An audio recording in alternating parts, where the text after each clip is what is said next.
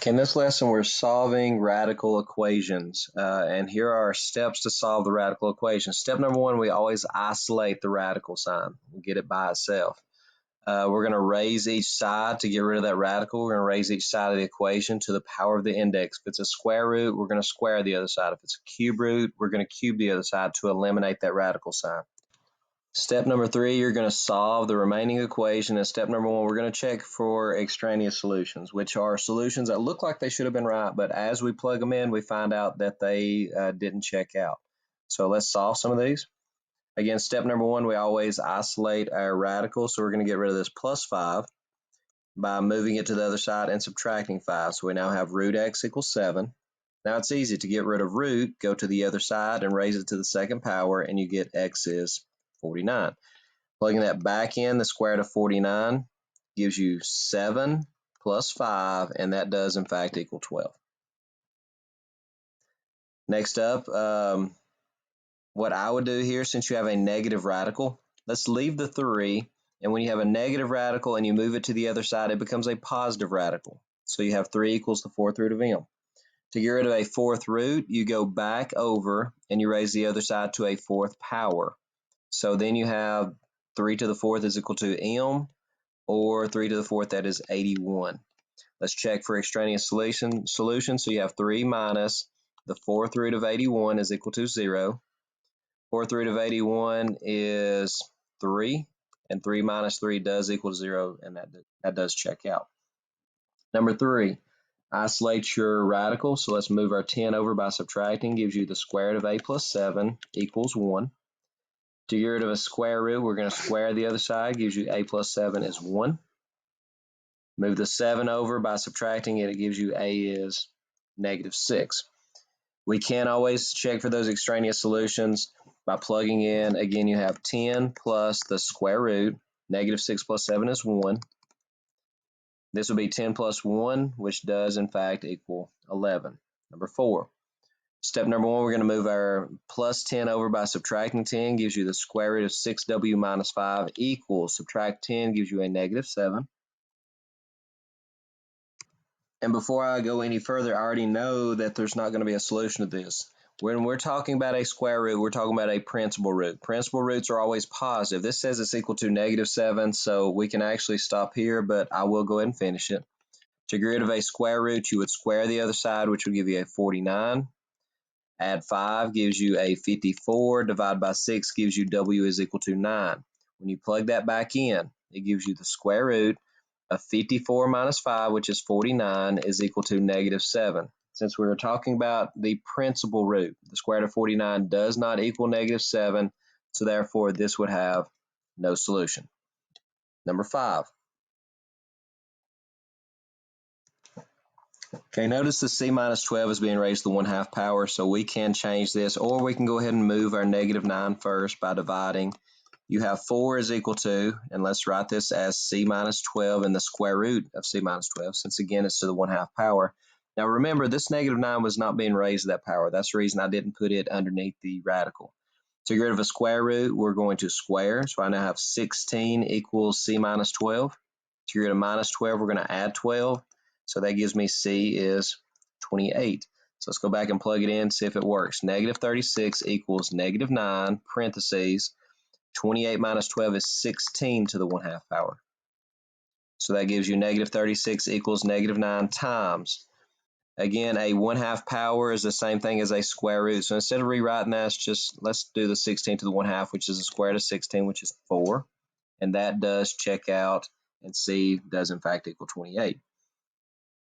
Something else I do want to point out there is this was the same thing as a 1/2 power.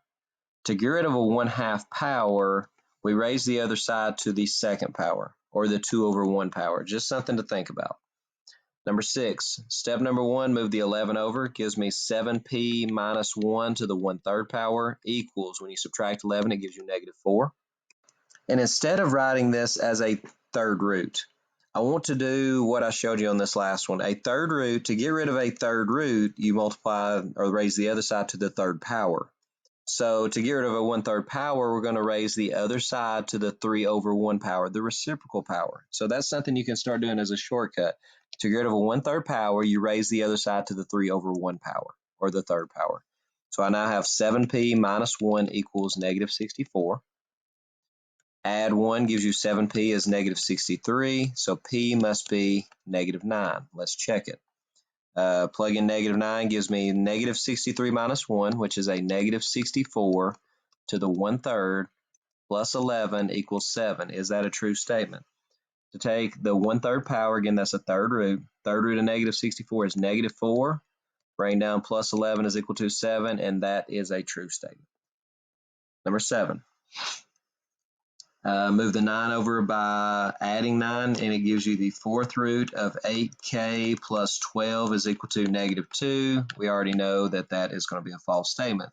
A fourth root, since we're talking about a principal fourth root, the principal fourth root will not be a negative number. It's a lot like solving absolute value equations there, because it's a lot like saying the absolute value of x is equal to negative 3. We know that absolute value is never negative. Well, the same thing here. We know that square roots and fourth roots are never negative. Now, on that last one, we had a third root. The third root was equal to a negative 4. It's okay to raise a third root or to find a third root of a negative to give us a negative. Okay, the next one, number 8. Let's go ahead and move our 18 over. It gives me negative 4 times the square root of 43 minus 3x, because again, we have to isolate the radical first. When you subtract 18, it gives you negative 20. You then divide by negative 4, and that leaves you with the radical is equal to 5. Now that's going to be legal. To get rid of a square root or a 1/2 power, we're going to go to the other side and raise it to the second power, and it's going to give us a 25. We can now move our 43 by subtracting, gives you negative 3x equals negative 18, so x has to be 6. Let's check it. Negative 4 times the square root of, when you plug in 6, that'll be 43 minus 18, which is a 25, plus 18. Does that equal negative 2? That'd be negative 4 times 5 is negative 20, plus 18 does in fact equal negative 2, so that does check out. Number 9. Now this one's different. You actually have two different square root symbols here.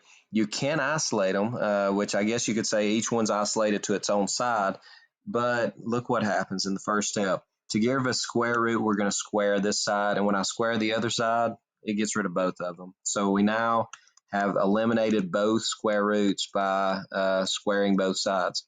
So now I have this.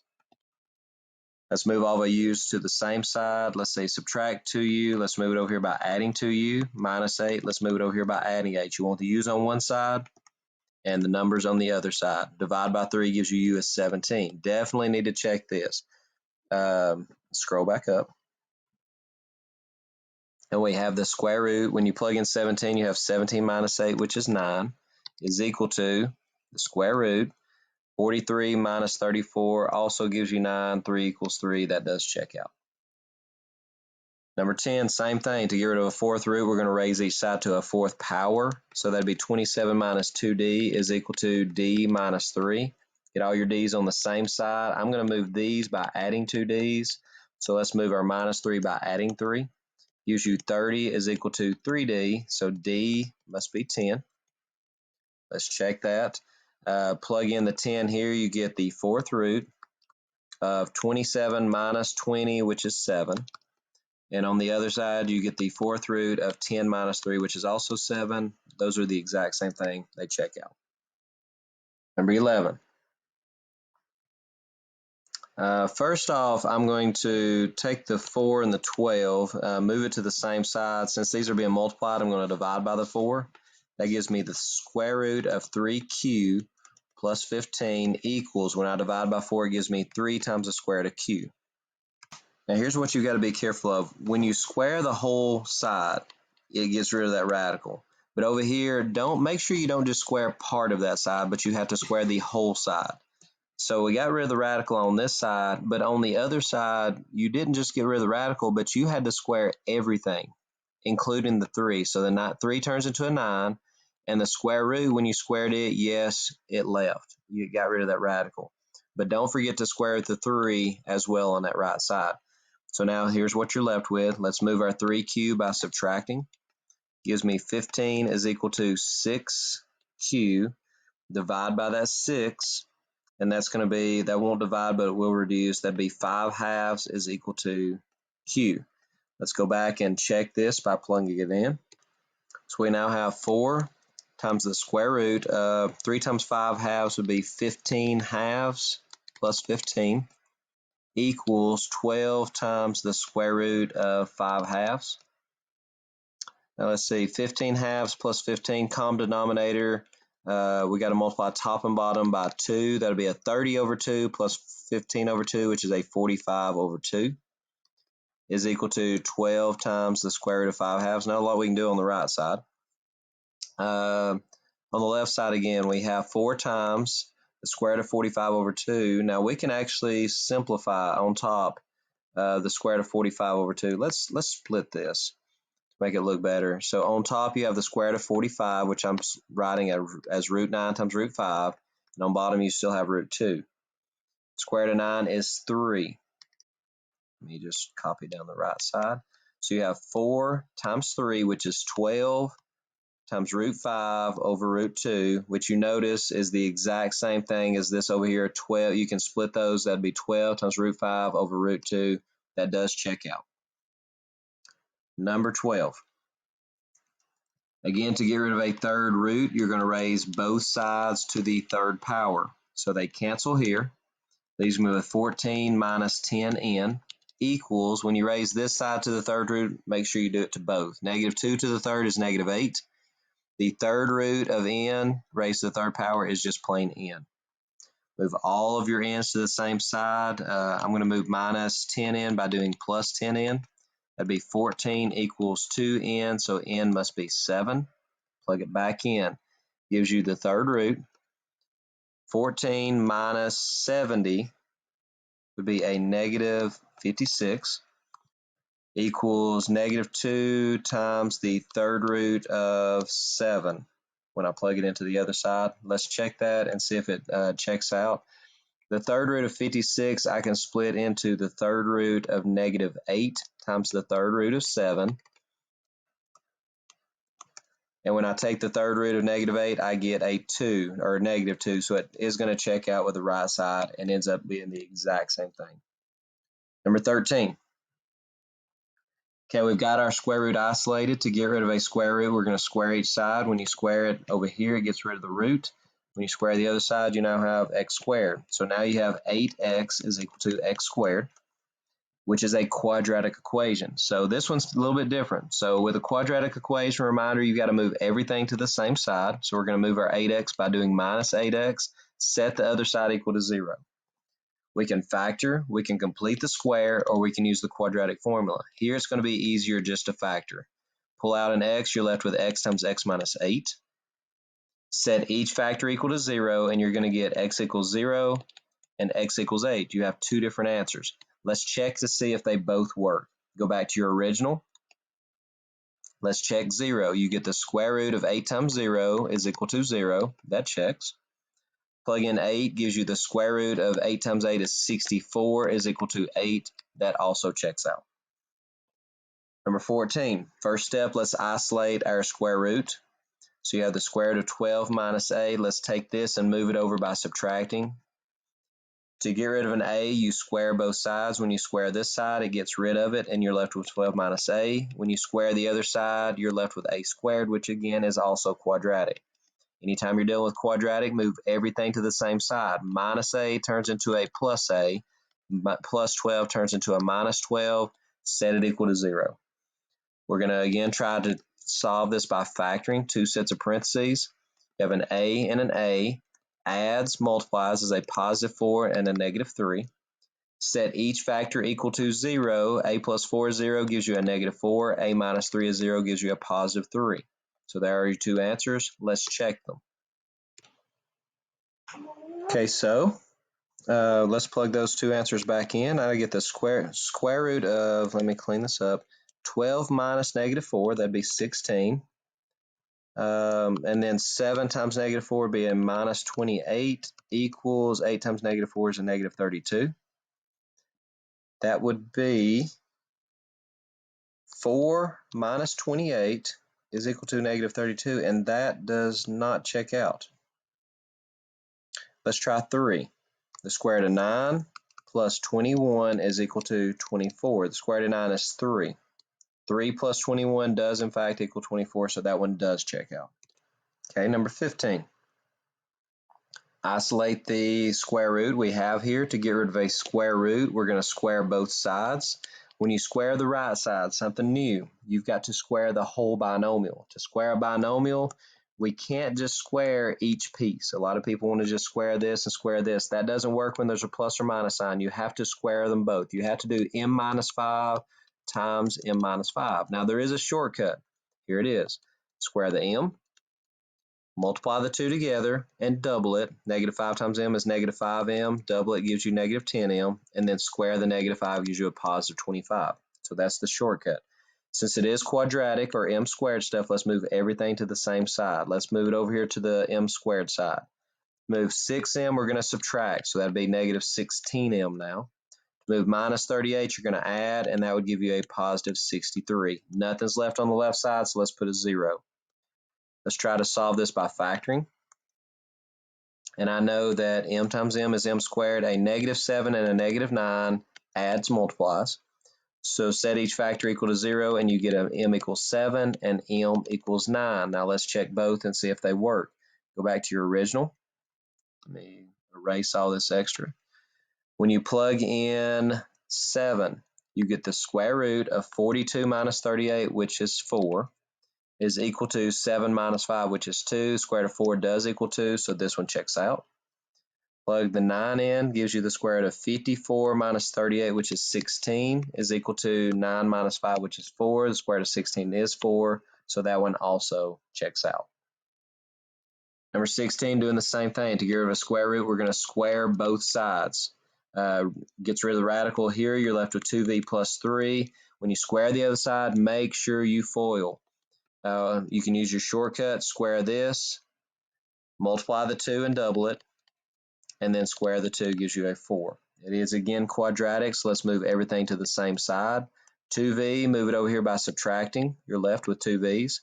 Plus 3, let's subtract. When you do minus 3, it leaves you with a 1. So here's what you now have. Let's factor the right side. 2 sets of parentheses, and this is actually a perfect square. So you have a v plus 1 and a v plus 1, or a v plus 1 squared. So to get rid of a square, we can do a square root, and you can do a plus and minus, or we can just set here, we're done. Just set each factor equal to 0, and you get v is equal to negative 1. That's actually going to be a root twice. Now let's see if, or with a multiplicity of 2 that we've talked about in previous chapters. Plug that negative 1 back in. Gives you negative 2 plus 3 is 1, is equal to negative 1 plus 2, which is 1. The square root of 1 does equal 1, so that does check out. Number 17.